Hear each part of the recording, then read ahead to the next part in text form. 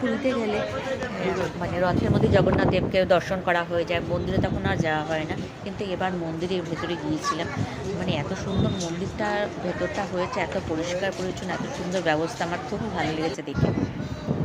রাতে একটা লাইট হাউসের পরে একটা অযোধ্যা রাম মন্দিরের আদলে একটা মন্দির তৈরি হয়েছে, খুবই সুন্দর লাগছিলো, রাতে লাইটগুলো জ্বলছিল, আরও দারুণ লাগছিলো দেখতে। চারদিকে মানে কত সুন্দর মূর্তি, আর মন্দিরের গায়ে কী সুন্দর মানে এই বিভিন্ন রকম চিত্র আর কি খচিত রয়েছে, খুবই ভালো। এটা সম্ভবত কাঠ দিয়েই করা হয়েছে, কিন্তু চারদিকের কারুকার্যগুলো, মূর্তিগুলো দারুণ লাগছিল দেখতে। এটা এই ভেতর দিকটা, মন্দিরের উপর দিকটা এত সুন্দর লাগছে, মানে দেখে একদম মনটা ভরে গেছে। অযোধ্যা রাম মন্দিরে আমি যাইনি, কিন্তু এই মন্দিরটা দেখে আমার খুব ভালো লেগেছে।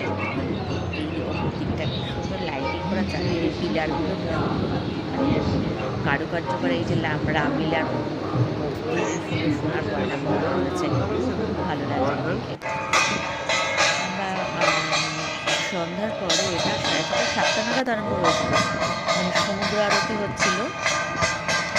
সমুদ্র আরতির সময় এই ঠাকুরমশাই চলে এসছে, আর এখানে সবাই কাশি বাজাচ্ছিল পাশে কজন লাইন দিয়ে। তারপরে এই সমুদ্র আরতি শুরু হলো, খুবই ভালো লাগছিলো। এদিকে কাশি বাজছে, এদিকে সমুদ্র আরতি হচ্ছে, দেখতে খুবই ভালো লাগছে। সমুদ্র থেকে প্রচণ্ড হাওয়ায় কী করে যে আরতি এটা চলছিল, সেটাই অবাক একদম, খুব দারুণ লাগছিল দেখতে।